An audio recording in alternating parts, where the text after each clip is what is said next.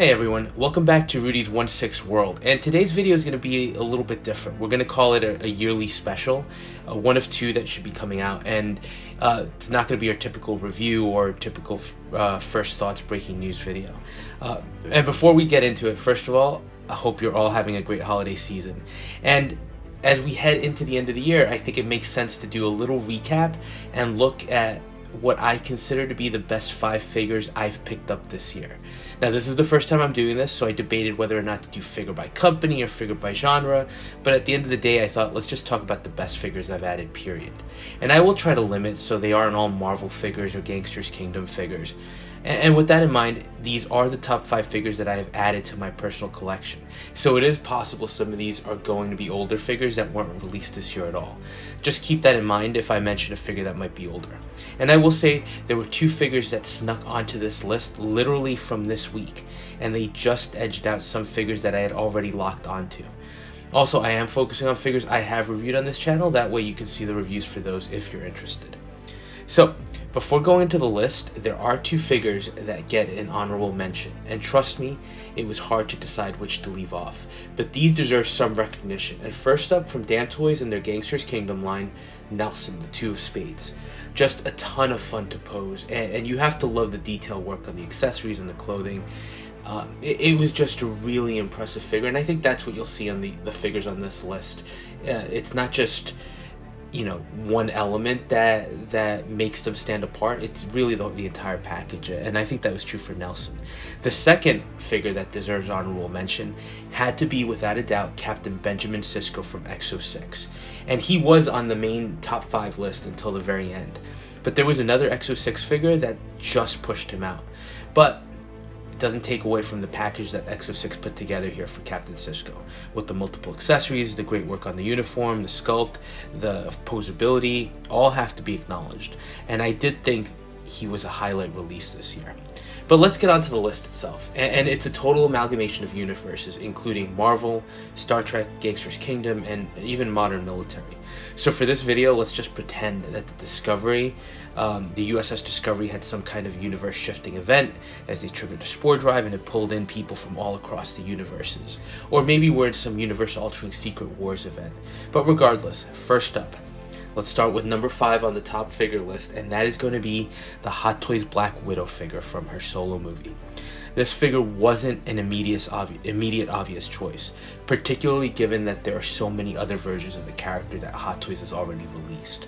But I will say, everything here was extremely solid, and besides looking great, with a great sculpt, great uniform for the figure, bunch of nice accessories, the figure was just a ton of fun to pose, and it just really felt like one of the best Black Widow releases to date of all the ones I have. Plus, I do like the more comic accurate color scheme for her Widow uniform, so she sneaks onto the list ahead of a lot of other Hot Toys figures, which just looked great but didn't pose as well. Next up, coming in at number 4, from X06, Commander Saru from their Star Trek Discovery line. And this was the figure that did end up bumping off Captain Benjamin Sisko from the list. It was close, but as I mentioned in my review, the overall package X06 provided here, plus the uniqueness of the character and the top-notch work they did with the sculpt and all the accessories, just pushed him ahead. This isn't talking about the character himself, right? Because I do think Captain Sisko definitely edges out Saru based on his overall impact to the Star Trek universe. But just the overall package, looking at everything from a figure standpoint, with the figure, the accessories, the piece just really felt high quality, and I think it does rival some of the best 6-scale accessories out there.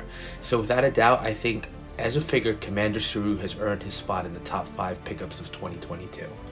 Next up, coming in at number 3, also from Hot Toys, the Iron Man Mysterio's Illusion from Spider-Man Far From Home. And look, I will admit, I'm not an Iron Man completist. It's just an endless hole, right, to jump into. I do tend to pick up the suits that have a higher impact. Like, I picked up the Battle Damage Mark 85 over the original release because I thought, from an iconic standpoint, the final Battle Damage version had just a bigger impact in the movie, and it obviously culminated in that iconic finale of Endgame. And while that was an amazing figure, this one makes it on the list just based on the uniqueness and how incredible he looks. It does stand out, and throw in the great diorama base, and I don't think you can deny that even in the field of Iron Man figures, he visually stands apart. I know this figure wasn't for everyone, as it's literally based on maybe like a 30-second appearance, but as a figure, I think it's a huge testament to Hot Toys. Also, I think it has to be noted that this is a huge accomplishment detailing wise for a figure that is plastic as opposed to die-cast. Now, coming in at number 2, and this was another surprise for me, but the figure was just too good to pass on. From Easy and Simple, their Air Force Combat Controller. Military figures are tough for me because there are so many, but this particular figure looked amazing in the promo shots and just visually seemed to stand out from other similar releases. And in hand, let's just say he is without a doubt one of the most realistic looking figures out there. I do know that the sculpt isn't as important as the figure is going to primarily be displayed either with the sunglasses or the NVGs down, so that's one thing that Easy and Simple doesn't really have to stress about. But even with that in mind, I think the sculpt work here was incredible, and just the sheer detail on the figure and all of the equipment. With the figure standing, it's one of the most realistic pieces I think anybody will notice, and one that I've picked up, most realistic pieces that I've picked up in years, and that's even comparing it to Hot Toys. And look, I'll say even some promo shots from InArt, the InArt Joker for example, which seems to have just been released, it looks great, there's no denying that, but I wasn't as impressed with the weapons and the accessories as other people were. And it's not because they're not good, it's because figures like this Easy and Simple figure and these military figures have just these incredible detailed accessories that it just doesn't seem like that InArt Joker from an accessory point of view is breaking any new ground. So this figure just impressed overall, and I think it was hard pressed to top this. But one figure did top it, and rounding up at the top figure purchases from 2022, and this shouldn't come as a surprise for anyone that's been watching my channel, but from Damn Toys, the Four of Spades, Chad. This is an older figure released in Q1 2014, so we are talking 8 years ago. And I'll say, the fact that he made it onto this list, I think is a testament to 1, how good the figure is, and 2, how good it holds up against more modern releases. And I won't rehash the review, but visually it's a great looking figure that really does stand out. Accessory wise, everything is top notch, and most importantly, for figures like this, he poses extremely well, letting you really get a ton of variety, and it just looks incredible. And other than the jacket, which was a little too thick, there really weren't any negatives here. Of all the figures I reviewed this year, the Four of Spades was without a doubt the most fun to play with. I think what edged him out over Nelson was the weaponry, and I do think visually he just pops a little bit more. So that was my personal list for the best pickups of 2022. I don't expect that these are going to be the same for you, as I know these aren't your typical figures. But I did find myself branching out a little more this year and exploring some new companies and other lines beyond Marvel and even Star Wars. And I'm glad I did, because I managed to discover some real gems. I think Hot Toys continues to be one of the best companies out there, just from sheer volume output, and also because they have some major licenses to their name. And they do have some great figures, but as good as these look, they do sometimes sacrifice posability for aesthetics. And sometimes the releases can feel a little repetitive, with multiple clone or stormtroopers, multiple Iron Man, and different versions of characters, including Black Widow.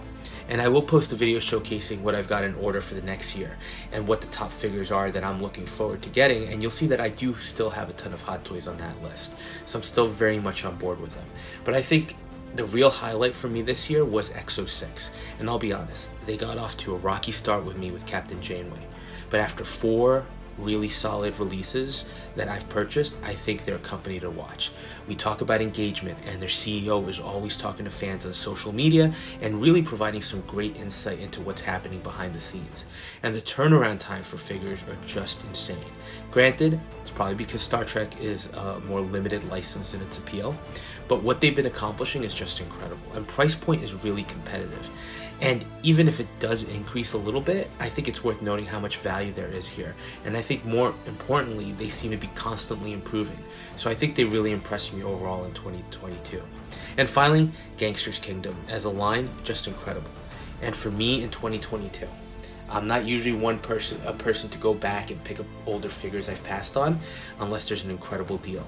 With this hobby and with the way I kind of approach it, I always believe in marching forward, and it's hard to go back and pick up older figures when you're trying to keep up with tons of new releases coming up. So the fact that in a period of months I went back and basically hunted down as many of these figures from this damn toys line, I think is a testament to how impressed I was with them and how incredible I think they look. And it really did become my favorite series, period, which again surprised me after almost 20 years of collecting. But I think the figures speak for themselves, and I do think they are a hidden gem that a lot of the community, including myself, overlooked, and I'm glad to have rectified that mistake. But I think overall it was a great 2022. Sure, I picked up a few clunkers, but overall I was really happy with all the figures I've added to my collection. And even the ones not mentioned on this video were great additions, but these were really the standouts for this year. So that's it for this video. Thanks for watching and joining me on this inaugural year of the channel as we looked at some interesting releases and amazing announcements. And if you are enjoying, please like, comment, and subscribe. And I will be posting another video looking forward, kind of giving you an insight into what I'm picking up in 2023 and what might be coming to the channel. So we'll touch base on the next video.